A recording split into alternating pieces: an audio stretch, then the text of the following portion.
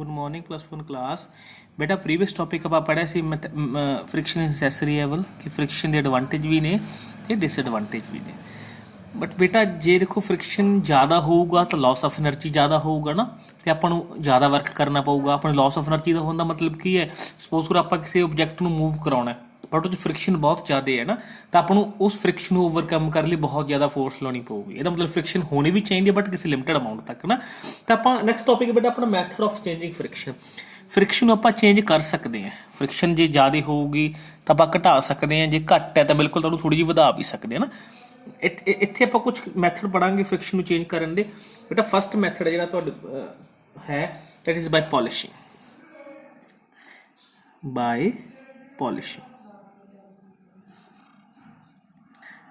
देखो बेटा पॉलिशिंग ਆਪਾਂ ਕਿਉਂ ਕਰਦੇ ਹਾਂ, ਕਿਸੇ ਵੀ ਰਫ ਸਰਫੇਸ ਨੂੰ ਸਮੂਥ ਬਣਾਉਣ ਲਈ,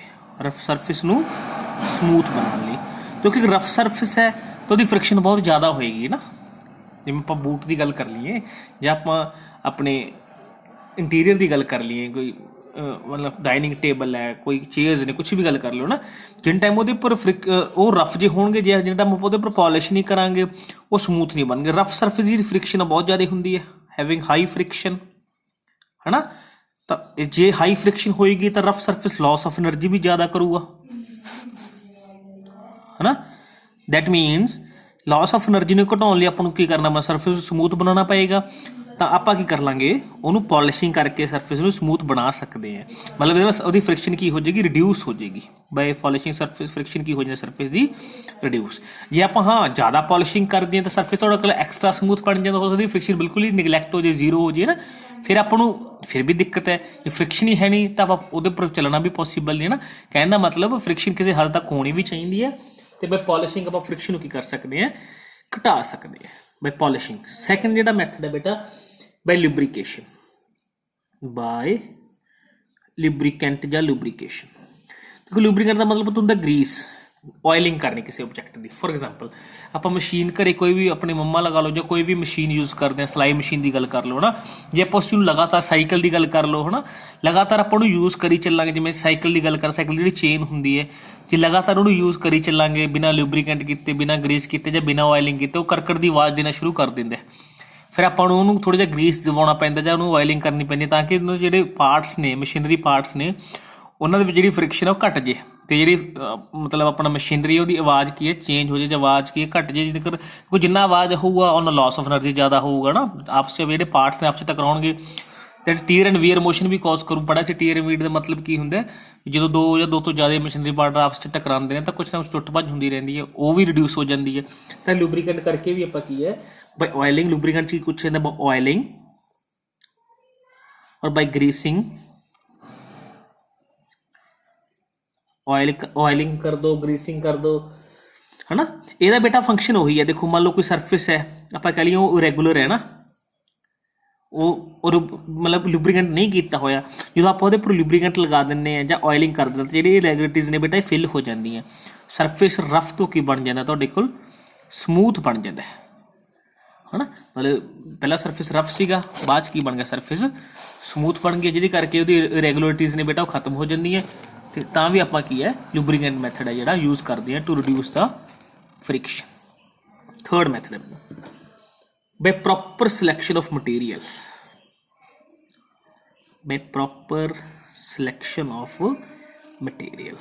ਜਦੋਂ ਕੋਈ मटीरियल ਆਪਾਂ किस पर्पज ਲਈ यूज़ कर रहे हैं, ਉਹ ਪਰਪਸ ਨੂੰ ਧਿਆਨ 'ਚ ਰੱਖ ਕੇ ਮਟੀਰੀਅਲ ਸਿਲੈਕਟ ਕਰਨਾ ਵੀ ਇੱਕ ਬਹੁਤ ਵੱਡਾ ਮੈਥਡ ਹੈ ਜਾਂ ਬਹੁਤ ਵੱਡਾ ਐਡਵਾਂਟੇਜ ਹੈ ਤੂੰ ਕਿ ਫ੍ਰਿਕਸ਼ਨ ਘੱਟ ਤੋਂ ਘੱਟ ਹੋਵੇ। ਫੋਰ ਐਗਜ਼ਾਮਪਲ ਆਪਾਂ ਇੱਕ ਟੌਪਿਕ ਪੜ੍ਹਿਆ ਸੀ coefficient of friction μ is equal to F/R, ਤੁਹਾਡੇ ਯਾਦ ਹੋਊਗਾ ਨਾ। ਤਾਂ ਉਹਦੇ ਵਿੱਚ ਮੈਂ ਇਹ ਬੋਲਿਆ ਸੀ ਬੇਟਾ ਵੀ ਜਿਹੜਾ μ ਹੈ ਇਹ that is called coefficient of friction. μ ਆਪਾਂ ਨੂੰ ਫ੍ਰਿਕਸ਼ਨ ਦੀ ਇਨਫੋਰਮੇਸ਼ਨ ਦਿੰਦਾ ਹੈ। ਜੇ ਕਿਸੇ ਮਟੀਰੀਅਲ ਵਾਸਤੇ μ ਵੈਲਿਊ ਜ਼ਿਆਦਾ ਹੈ ਤਾਂ ਉਹਦਾ ਮਤਲਬ ਉਹਦੀ ਫ੍ਰਿਕਸ਼ਨ ਵੀ ਜ਼ਿਆਦਾ ਹੈ, ਜੋ ਉਸ ਦੋਨੋਂ ਸਰਫੇਸ ਦੀ ਫ੍ਰਿਕਸ਼ਨ ਜ਼ਿਆਦਾ ਹੋਏਗੀ। ਜੇ ਕਿਸੇ ਮਟੀਰੀਅਲ ਵਾਸਤੇ μ ਵੈਲਿਊ ਘੱਟ ਹੈ ਜਾਂ ਆਲਮੋਸਟ ਜ਼ੀਰੋ ਦੇ ਨੀਅਰਲੀ ਇਕੁਅਲ ਹੈ, ਉਹਦੀ ਫ੍ਰਿਕਸ਼ਨ ਉਨੀ ਘੱਟ ਹੈ। ਆਪਾਂ ਇਹ ਟੌਪਿਕ ਅਰਲੀ ਪੜ੍ਹ ਚੁੱਕੇ ਹਾਂ ਨਾ।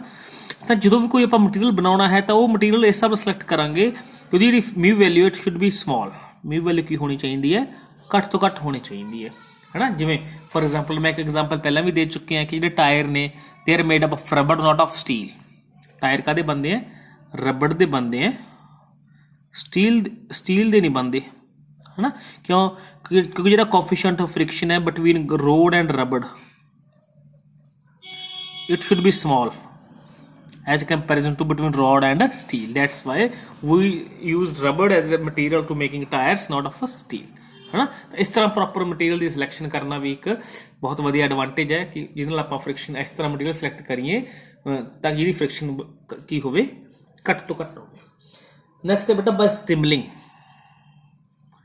बाय स्ट्रीमलिंग, स्ट्रीमलिंग का मतलब होंदा shape, proper shape.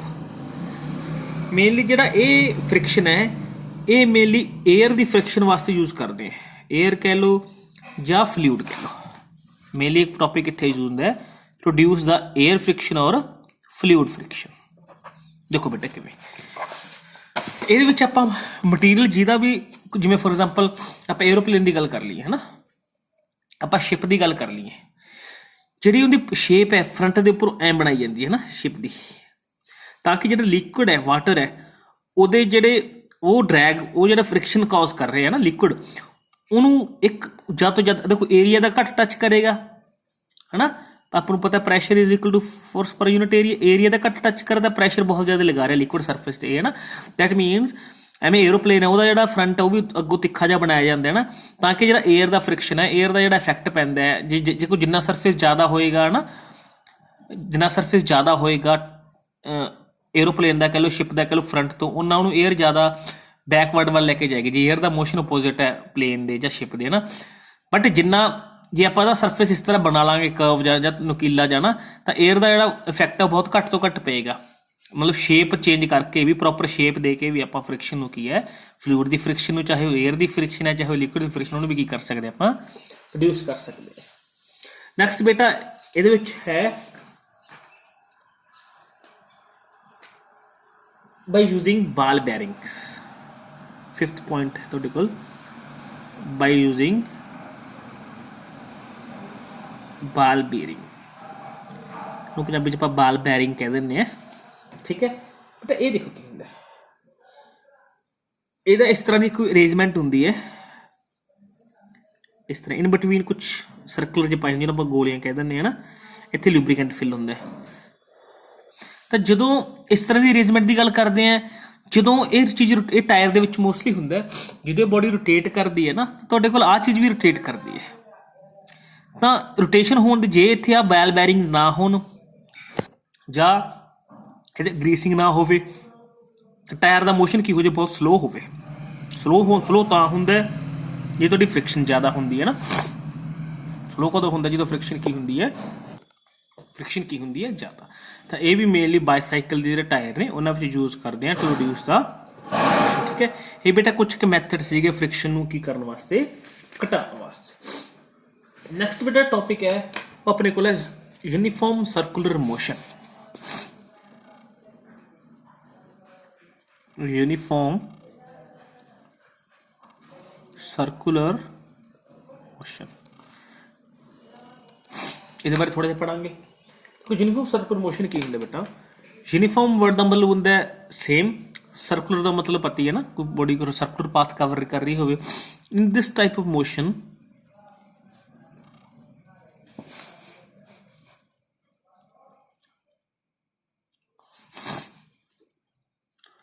the body cover circular path in such a way that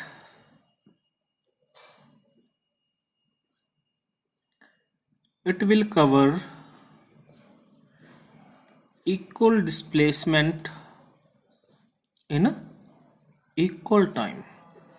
ਇਹ ਮਤਲਬ ਇਸ ਤਰ੍ਹਾਂ ਦਾ ਮੋਸ਼ਨ ਹੈ ਬੇਟਾ ਕਿ ਬੋਡੀ ਸਰਕੂਲਰ ਮੋਸ਼ਨ ਦੇ ਵਿੱਚ ਵੀ ਚੱਲ ਰਹੀ ਹੋਵੇ ਤੇ ਉਹ ਹਰ ਵਾਰ ਇੱਕੋ ਜਿਹਾ ਡਿਸਪਲੇਸਮੈਂਟ ਹੈ ਜਿਹੜਾ ਇੱਕੋ ਜਿਹੇ ਟਾਈਮ ਦੇ ਵਿੱਚ ਕੀ ਕਵਰ ਕਰੇ। ਮੈਂ ਧਰਤੀ ਦਾ ਮੋਸ਼ਨ ਹੈ ਅਰਾਊਂਡ ਦ ਸਨ, ਐਗਜ਼ਾਮਪਲ ਕੀ ਹੈ, ਮੋਸ਼ਨ ਆਫ ਅਰਥ ਅਰਾਊਂਡ ਸਨ, ਮੋਸ਼ਨ ਆਫ ਅਰਥ ਅਰਾਊਂਡ ਸਨ ਇਹਦੀ ਐਗਜ਼ਾਮਪਲ ਹੈ। ਜਿਹੜੀ ਅਰਥ ਹੈ ਦੇਖੋ ਬੇਟਾ ਸਨ ਦੇ ਅਰਾਊਂਡ ਰੋਟੇਟ ਕਰ ਰਹੀ ਹੈ ਤੇ ਹਰ ਵਾਰ ਉਹ 365 ਡੇ ਦੇ ਵਿੱਚ ਆਪਣਾ ਇੱਕ ਸਰਕਲ ਕੰਪਲੀਟ ਕਰ ਲੈਂਦੀ ਹੈ। ਇਹਦਾ ਮਤਲਬ ਮੋਸ਼ਨ ਆਫ ਅਰਥ ਅਰਾਊਂਡ ਦ ਸਨ ਦੀ ਐਗਜ਼ਾਮਪਲ ਹੋ ਗਈ यूनिफॉर्म सर्कुलर मोशन में। ਹੁਣ ਇੱਕ ਗੱਲ ਹੋਰ ਧਿਆਨ ਚ ਰੱਖਿਓ, ਜਦੋਂ ਕਿ ਬੋਡੀ ਸਰਕੂਲਰ ਮੋਸ਼ਨ ਦੇ ਵਿੱਚ ਹੁੰਦੀ ਹੈ ਤੁਹਾਡੀ ਸਪੀਡ ਕੀ ਰਹਿੰਦੀ ਹੈ ਹਮੇਸ਼ਾ ਕਾਂਸਟੈਂਟ ਰਹਿੰਦੀ ਹੈ ਬਟ ਉਹਦੀ ਵੈਲੋਸਿਟੀ ਕੀ ਹੋ ਜਾਂਦੀ ਹੈ ਚੇਂਜ ਵੈਲੋਸਿਟੀ ਚੇਂਜ ਕਿਵੇਂ देखो सपोज करो बेटा एक कोई बॉडी सर्कुलर मोशन चल रही है ना आ सन सपोज कर लो अर्थ सपोज कर लो इसकी जी डायरेक्शन है वेलोसिटी तो हर इधर होगी है ना मतलब हर पॉइंट की डायरेक्शन इसकी अलग अलग होएगी क्योंकि वेलोसिटी एक डायरेक्शनल क्वांटिटी है ये डायरेक्शन अलग अलग होएगी दैट मीनस की है वेलोसिटी हर पॉइंट की हो रही है चेंज हो रही है तो एक चीज होर ਜਦੋਂ ਕਿ ਬੜੀ ਸਰਕੂਲਰ ਮੋਸ਼ਨ ਚੱਲ ਰਹੀ ਹੁੰਦੀ ਹੈ ਤਾਂ ਉਹਨੂੰ ਇੱਕ ਫੋਰਸ ਚਾਹੀਦੀ ਹੁੰਦੀ that force is called centripetal force ਸੈਂਟਰੀਪੀਟਲ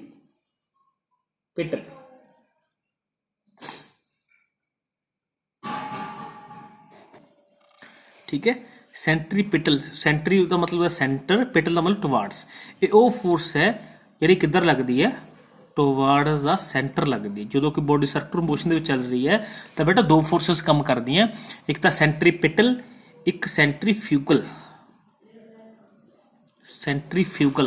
ਸੈਂਟਰੀਪੀਟਲ force ਉਹ ਹੈ ਜਿਹੜੀ ਫੋਰਸ ਅੰਦਰ ਵੱਲੋਂ ਲੱਗਦੀ ਜਿਹੜੀ ਉਸ ਆਬਜੈਕਟ ਨੂੰ ਸੈਂਟਰ ਵੱਲ ਨੂੰ ਖਿੱਚ ਕੇ ਰੱਖਣ 'ਚ ਹੈਲਪ ਕਰਦੀ ਹੈ ਬਟ ਦੇਖੋ ਤੁਸੀਂ ਜਦੋਂ ਇੱਕ ਬੋਡੀ ਸਰਕੂਲਰ ਮੋਸ਼ਨ ਚੱਲ ਰਹੀ ਜਿਵੇਂ ਫੋਰ ਐਗਜ਼ਾਮਪਲ ਆਪਾਂ ਕਿਸੇ ਝੂਲੇ ਦੇ ਵਿੱਚ ਬੈਠੇ ਕਿ ਸਰਕੂਲਰ ਪਾਥ ਚੱਲ ਰਿਹਾ ਤਾਂ ਆਪਾਂ ਨੂੰ ਇੱਕ ਫੋਰਸ ਬਾਹਰ ਨੂੰ ਵੀ ਖਿੱਚੂਗੀ ਆਪਾਂ ਬਾਹਰ ਨੂੰ ਵੀ ਡਿੱਗਦੇ ਹਾਂ ਜਦੋਂ ਐਂ ਕਹ ਲਓ ਜਦੋਂ ਇੱਕ ਬੱਸ ਟਰਨ ਕਰਦੀ ਹੈ ਨਾ ਤਾਂ ਆਪਾਂ ਨੂੰ ਇੱਕ ਫੋਰਸ ਬਾਹਰ ਵੱਲ ਨੂੰ ਲੱਗਦੀ ਹੈ that force is called centrifugal fugal ਦਾ ਮਤਲਬ ਹੁੰਦਾ ਅਵੇ ਫਰੋਮ ਦਾ ਸੈਂਟਰ ਤੋਂ ਅਵੇ ਜਦੋਂ ਬੇਟਾ ਕੋਈ ਬੋਡੀ ਸਰਕੂਲਰ ਮੋਸ਼ਨ ਦੇ ਵਿੱਚ ਹੁੰਦੀ ਹੈ then two forces acting on the object in circular motion one is centripetal whose direction is toward the center and one is centrifugal whose direction is away from the center ਜਿਹੜੀ toward center ਹੈ ਉਹਨੂੰ center ਵੱਲ ਖਿੱਚਣ 'ਚ help ਕਰਦੀ ਹੈ ਜਿਹੜੀ away from the center ਹੈ ਉਹ ਉਹਦਾ ਲੀਨੀਅਰ ਮੋਸ਼ਨ ਨੂੰ ਮੇਨਟੇਨ ਕਰਨ 'ਚ ਹੈਲਪ ਕਰਦੀ ਹੈ ਠੀਕ ਹੈ ਤੇ ਜਦੋਂ ਦੇਖੋ ਮੈਂ ਪਹਿਲਾਂ ਕਿਹਾ ਜੀ ਵੈਲੋਸਿਟੀ ਆਬਜੈਕਟ ਦੀ ਚੇਂਜ ਹੁੰਦੀ ਹੈ ਜੇ ਵੈਲੋਸਿਟੀ ਚੇਂਜ ਹੋਊਗੀ ਉਸੇ ਆਬਜੈਕਟ ਦੀ ਡਿਊਰਿੰਗ ਸਰਕੂਲਰ ਮੋਸ਼ਨ ਦੈਨ ਉਹਦੇ ਕੋਲ ਐਕਸਲਰੇਸ਼ਨ ਹੋਏਗਾ ਹਨਾ ਤਾਂ ਸੈਂਟਰੀਪੀਟਲ ਫੋਰਸ ਐਕਸਲਰੇਸ਼ਨ ਕਿੰਨਾ ਹੁੰਦਾ ਹੈ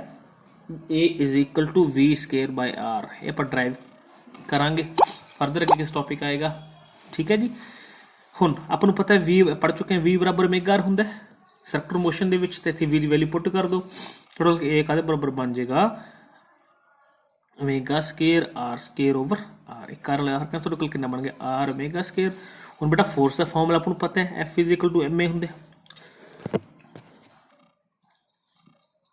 ए दी वैल्यू पुट कर दो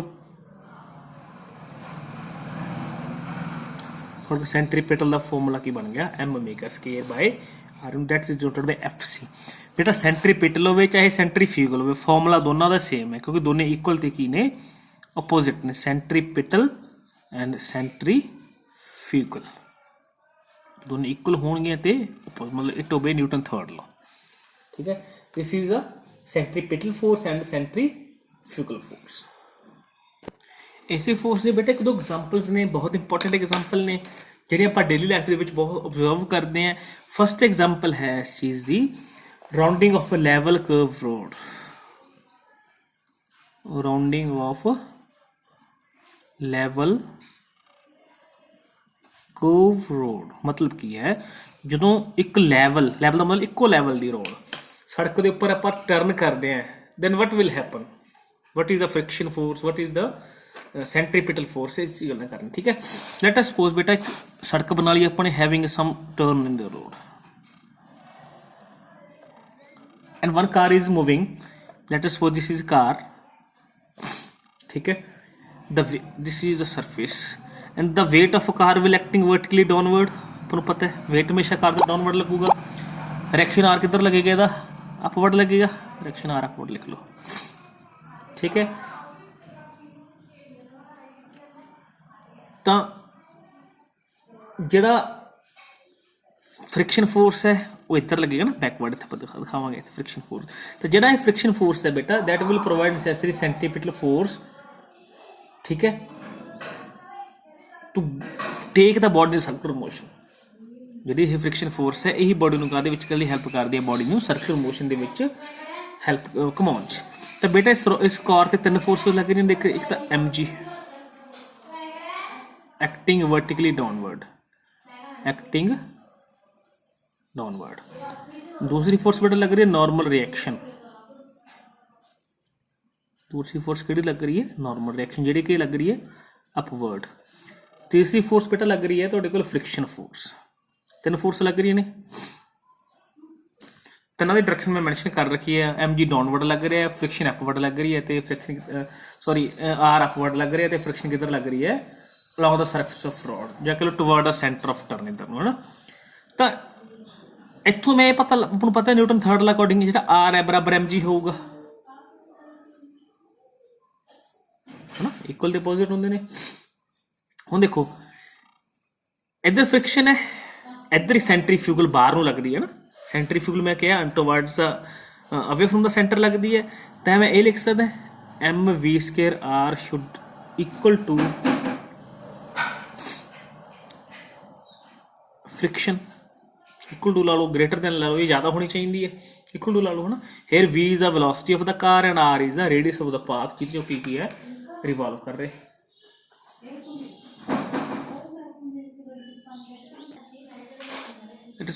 देखो एफ का फॉर्मूला होंगे बेटा म्यू आर होंगे ना, पढ़ चुके हैं already. F is equal to mu r होंगे, ठीक है। बट आर की वैल्यू अपने कोल कितनी है एम जी, तो एफ टोटल कितना बन जाओ म्यू गुना एम गुना जी। एफ की वैल्यू अपने कोल म्यू एम जी आ गया, एफ की वैल्यू अपने कोल एम वी स्क्वायर आर भी है, दोनों बेटा कंपेयर कर लो, टोटल की बन गया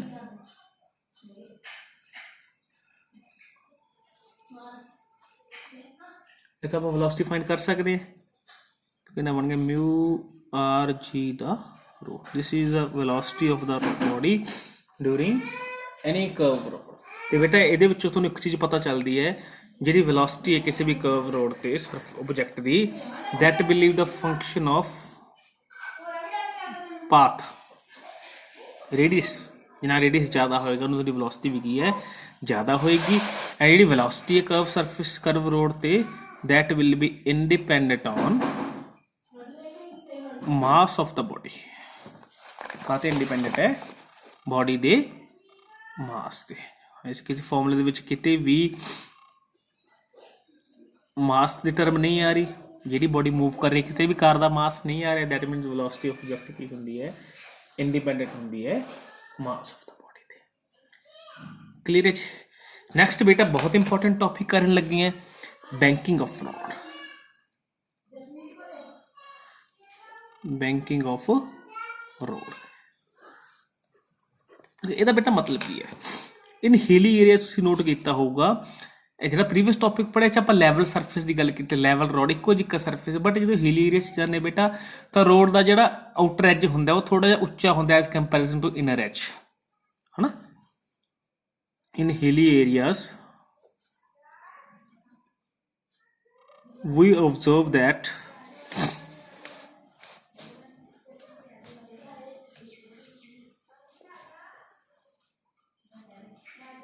the outer edge of rod is made somewhat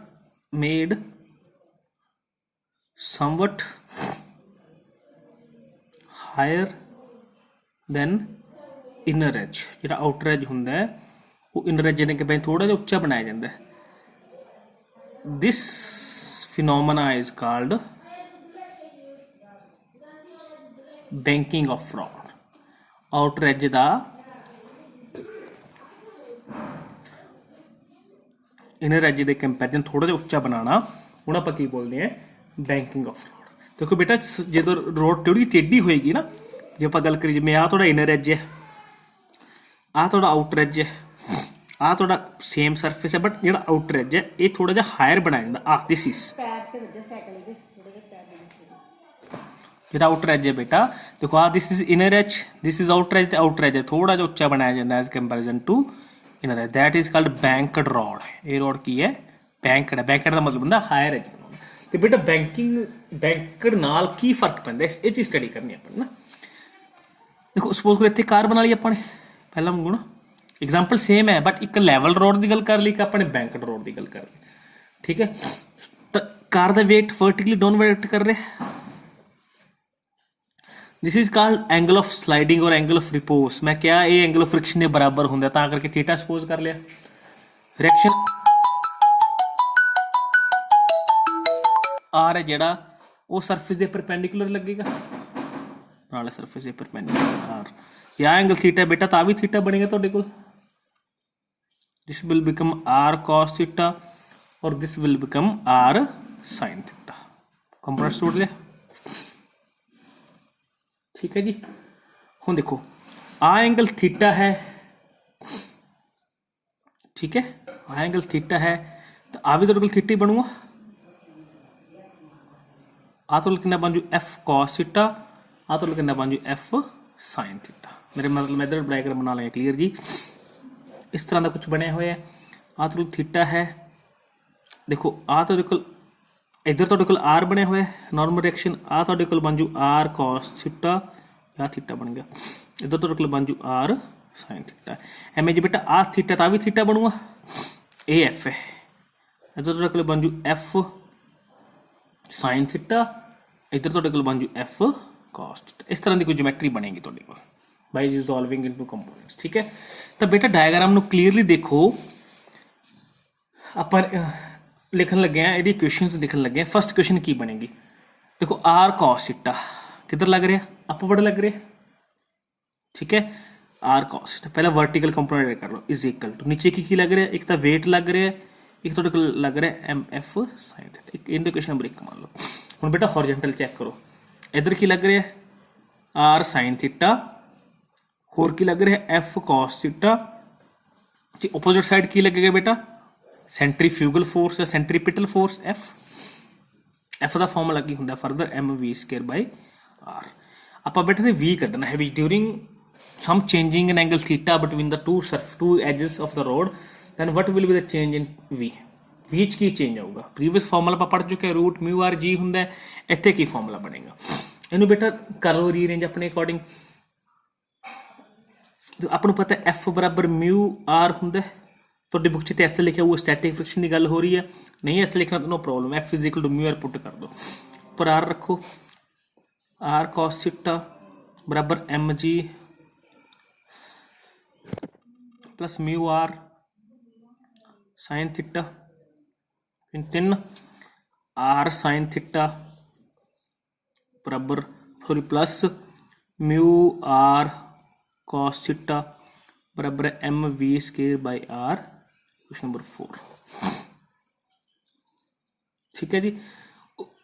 इनू रीअरेंज कर लो, R cos theta minus mu R sine theta is equal to M ji, are common कर लो ये, cos theta minus mu sine theta is equal to M G. इतों R की value कढ़ लो, आर तो बेटा कितना आ जाऊगा, आर तो आ जाऊगा M G over cos theta minus mu sine theta, आ तो आर आ गया, ठीक है। ये थर्ड क्वेश्चन सॉल्व कर लिया, एम फोर्थ में सॉल्व कर लो। फोर्थ टोटल की बनी सी, फोर्थ चो भी आर में कॉमन कर लिया, टोटल बन जो sine theta plus mu cos theta is equal to M we square by R. R की वैल्यू इतने पुट कर लो, टोटल कितना बन जूगा M G over cos theta minus mu sine theta into sine theta plus mu cos theta is equal to M we square by M L पुत M cancel हो गया, ठीक है। आर उधर ले जाओ, आर टोटल कितना बन जूगा V square is equal to G R sine theta plus mu cos theta over cos theta minus mu sine theta.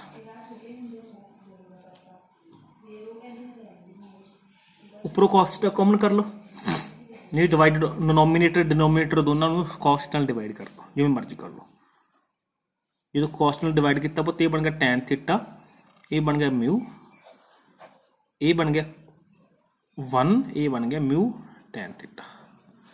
We कटना अपने रूट लिख दो g r tan theta plus mu over 1 minus mu tan theta. ये तो formula बन गया velocity of the body during curve road. देखो previous formula ਨੂੰ ਥੋੜਾ ਜਿਹਾ ਕੰਪੇਅਰ ਕਰਕੇ ਦੇਖੋ, ਮਿਊ ਆਰ ਜੀ ਸੀਗਾ, ਕਿੰਨਾ ਫਰਕ ਹੈ।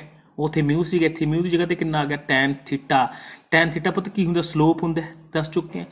ਦੇਖੋ ਜੇ ਆ ਥੀਟਾ ਆਇਆ, ਥੀਟਾ ਕੀ ਸੀ ਪ੍ਰੀਵੀਅਸ ਕੇਸ, ਥੀਟਾ 0 ਸੀਗਾ। ਆ ਥੀਟਾ ਰੋਡ ਦੇ ਥੋੜੇ ਜਿਹੇ ਉੱਪਰ ਹੋਣ ਨਾਲ ਤੁਹਾਡੀ ਵੈਲੋਸਿਟੀ ਆਬਜੈਕਟ ਦੀ ਕੀ ਹੋਗੀ, ਚੇਂਜ ਹੋ ਗਈ। This is called banking of road. ਬਹੁਤ ਇੰਪੋਰਟੈਂਟ ਟॉपिक ਹੈ ਬੋਲੇ, ਠੀਕ ਹੈ। ਕਰਵ ਸਰਫੇਸ ਨੇ ਜਿਹੜੇ ਉਹ ਅਪਵਰਡ ਕਿਉਂ ਬਣਾਏ ਜਾਂਦੇ ਨੇ। ਨੈਕਸਟ ਇਹਦੇ ਵਿੱਚ ਟॉपिक ਹੈ ਬੈਂਡਿੰਗ ਆਫ ਸਾਈਕਲਿਸਟ।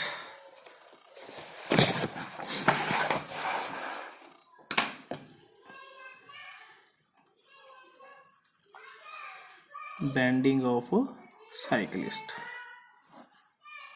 ਸਾਈਕਲਿਸਟ ਹੈ ਜਿਹੜਾ ਉਹ ਬੈਂਡ ਮਤਲਬ ਜਦੋਂ ਬੈਂਡ ਹੁੰਦਾ ਤਾਂ ਉਹਦੇ ਕੀ ਫਿਨੋਮੀਨਾ ਹੁੰਦਾ, ਜਾਂ ਇਹ ਪ੍ਰੋਪਰਟੀ ਕਿਵੇਂ ਲੱਗਦੀ ਇਹਦੇ ਉੱਪਰ। ਸਪੋਜ਼ ਕਰੋ ਐਕਸ ਵੀ ਪਲੇਨ ਬਣਾ ਲਿਆ, ਇੱਥੇ ਜੇ ਮੈਂ ਸਾਈਕਲ ਦਾ ਟਾਇਰ ਬਣਾ ਰੱਖਿਆ, ਠੀਕ ਹੈ, ਇੱਥੇ ਜੇ ਸਾਈਕਲ ਦਾ ਹੈਂਡਲ ਬਣਾ ਰੱਖਿਆ। ਦੇਖੋ ਬੇਟੇ ਜਦੋਂ ਬੈਂਡ ਕਰੂਗਾ ਦੈਟ ਮੀਨਸ ਉਹਦਾ ਵਰਟੀਕਲ ਨਾਲ ਐਂਗਲ ਥੀਟਾ ਬਣੂ ਕੋਈ ਨਾ ਕੋਈ, ਠੀਕ ਹੈ। ਇੱਥੇ ਦਾ weight ਲੱਗੂ ਨੀਚੇ, ਡਾਇਰੈਕਸ਼ਨ ਦਾ ਹਰ ਫਾਰਵਰਡ ਲੱਗੂਗਾ, ਠੀਕ ਹੈ। ਜਦੋਂ ਆ ਐਂਗਲ ਥੀਟਾ ਹੈ ਇਸ ਲਾਈਨ ਦਾ, ਤਾਂ ਇੱਥੇ ਜੇ ਮੈਂ ਪਰਪੈਂਡੀਕੂਲਰ ਇਹਦੇ ਪੈਰਲਲ ਡਰਾ ਕਰਾਂ ਤਾਂ ਵੀ ਥੀਟਾ ਬਣੂਗਾ, ਠੀਕ ਹੈ। ਦੈਨ ਇਹ ਤੁਹਾਡੇ ਕੀ ਬਣ ਜੂ, ਆਰ ਕੋਸ ਥੀਟਾ, ਇੱਧਰ ਤੁਹਾਡੇ ਕਿੰਨਾ ਬਣ ਜੂ, ਆਰ ਸਾਈਨ ਥੀਟਾ। ਇੱਥੇ ਤੁਹਾਡੇ ਕੋਲ ਐਮ ਜੀ ਲੱਗ ਜੂ, ਡਾਊਨਵਰਡ ਵੇਟ, ਠੀਕ ਹੈ। ਇੱਥੇ ਜਿਹੜਾ ਐਮ ਹੈ ਉਹ ਮਾਸ ਹੈ ਸਾਈਕਲਿਸਟ ਦਾ, ਵੀ ਹੈ ਵੈਲੋਸਿਟੀ ਜਦੋਂ ਟਰਨ ਕਰ ਰਿਹਾ, ਆਰ ਰੇਡੀਅਸ ਹੈ, ਥੀਟਾ ਐਂਗਲ ਆਫ ਬੈਂਡਿੰਗ ਹੈ ਨਾ। ਤੇ ਆਰ ਨੂੰ ਆਪਾਂ ਤੋੜ ਲਏ ਕੰਪੋਨੈਂਟ ਦੇ ਵਿੱਚ। ਜੇ ਆਪਾਂ ਇਹਨੂੰ ਜਿਓਮੈਟਰੀ ਚੈੱਕ ਕਰੀਏ ਤਾਂ ਤੁਹਾਡੇ ਕੋਲ ਐਮ ਜੀ ਡਾਊਨਵਰਡ ਲੱਗ ਰਿਹਾ, ਆਰ ਉੱਪਰ ਲੱਗ ਰਿਹਾ, ਆਰ ਕਾਸ ਥੀਟਾ ਕੰਪੋਨੈਂਟ ਲੱਗ ਰਿਹਾ, ਉਹਨੂੰ ਕੌਣ ਬੈਲੈਂਸ ਕਰ ਰਿਹਾ, ਐਮ ਜੀ। ਤੇ ਆਰ ਸਾਈਨ ਥੀਟਾ ਵਾਲੇ ਕੰਪੋਨੈਂਟ ਨੂੰ ਕੌਣ ਬੈਲੈਂਸ ਕਰ ਰਿਹਾ ਬੋਲੋ, ਸੈਂਟਰੀਪੀਟਲ ਫੋਰਸ ਐਫ ਸੀ, ਮਤਲਬ ਐਮ ਵੀ ਸਕੁਅਰ ਬਾਈ ਆਰ। ਇਹ ਤੁਹਾਡੀ क्वेश्चन नंबर 2 मान ली, डिवाइड कर दो आपस में, 2 डिवाइडेड बाई 1 बाकी बन जूगा r sine theta by r cos theta बराबर M v square by r बराबर over m g. M m cancel हो गया, आर आर कैंसल हो गया, sine theta by cos theta तो की बन गया तो tan theta is equal to v square by r g. V square तो कितना रह गया, आर जी टैन थीटा, ठीक है। तो वी कितना निकल जू, आर जी थीटा का। ਇੱਥੋਂ ਵੀ ਆਪਾਂ ਵੈਲੋਸਿਟੀ ਆਫ ਟਰਨਿੰਗ ਕੱਟ। ਜੇ ਤੁਹਾਡੇ ਦੇਖੋ 45 ਦਾ ਐਂਗਲ ਬਣਦਾ ਹੋਇਆ ਬੈਂਡਿੰਗ ਵੇਲੇ ਹੈ ਨਾ, ਟੈਨ ਥੀਟਾ ਤੁਹਾਡੇ ਕੋਲ ਕਿੰਨਾ ਹੋਇਆ 45, ਤਾਂ ਉਸ ਟਾਈਮ ਤੁਹਾਡੀ ਵੈਲੋਸਿਟੀ ਜਿਹੜੀ ਸਾਈਕਲ ਦੀ ਕੀ ਹੋਏਗੀ, ਮੈਕਸਿਮਮ ਹੋਏਗੀ, ਫਿਰ ਰੇਡੀਅਸ ਇਜ਼ ਅ ਮੈਕਸਿਮਮ, ਠੀਕ ਹੈ ਜੀ। ਤਾਂ ਫॉर द ਸੇਫ ਟਰਨ, ਜੇ ਤੁਸੀਂ ਸੇਫ ਟਰਨ ਕਰਨਾ ਹੈ, theta should be small, theta ਛੋਟਾ ਹੋਣਾ ਚਾਹੀਦਾ ਹੈ, ਵੀ ਸ਼ੁੱਡ ਸਮਾਲ ਤੇ ਆਰ ਸ਼ੁੱਡ ਕੀ ਹੋਣਾ ਚਾਹੀਦਾ ਹੈ, ਲਾਰਜ ਹੋਣਾ ਚਾਹੀਦਾ ਹੈ। ਵੈਲੋਸਿਟੀ ਘੱਟ ਹੋਊਗੀ, ਵੈਲੋਸਿਟੀ ਘੱਟ ਹੋਊਗੀ ਤੇ ਆਰ ਹੈ ਨਾ, ਆਰ ਸ਼ੁੱਡ ਵੀ ਲਾਰਜ, ਤਾਂ ਕਿ ਜ਼ਿਆਦਾ ਰੇਡੀਅਸ ਤੋਂ ਕਵਰ ਕਰਾਂਗੇ, ਜ਼ਿਆਦਾ ਰੇਡੀਅਸ ਤੋਂ ਮੁੜਾਂਗੇ, ਤੁਹਾਡੀ ਵੈਲੋਸਿਟੀ ਉਨੀ ਕੀ ਹੈ, ਚੇਂਜ ਹੋਈ ਚੱਲੂਗੀ, ਠੀਕ ਹੈ। ਤਾਂ ਸ਼ਾਰਪ ਮਤਲਬ ਕਿ ਤਾਂ ਥੀਟਾ ਜ਼ਿਆਦਾ ਹੀ ਹੋਣਾ ਚਾਹੀਦਾ ਤੇ ਵੀ ਜ਼ਿਆਦਾ ਕੀ ਹੈ, ਸਮਾਲ ਹੋਣੀ ਚਾਹੀਦੀ ਹੈ, ਠੀਕ ਹੈ ਬੇਟਾ। ਇਹਦੇ ਨਾਲ ਤੁਹਾਡਾ ਚੈਪਟਰ 3 B ਖਤਮ ਹੈ। ਨੈਕਸਟ ਵੀਡੀਓ 'ਚ ਆਪਾਂ ਕੁਝ ਨਿਊਮੈਰੀਕਲਸ ਦੀ ਗੱਲ ਕਰਾਂਗੇ। ਨੈਕਸਟ ਫਿਰ ਆਪਾਂ 4th ਚੈਪਟਰ ਸਟਾਰਟ ਕਰਾਂਗੇ, work power and energy. Thank you.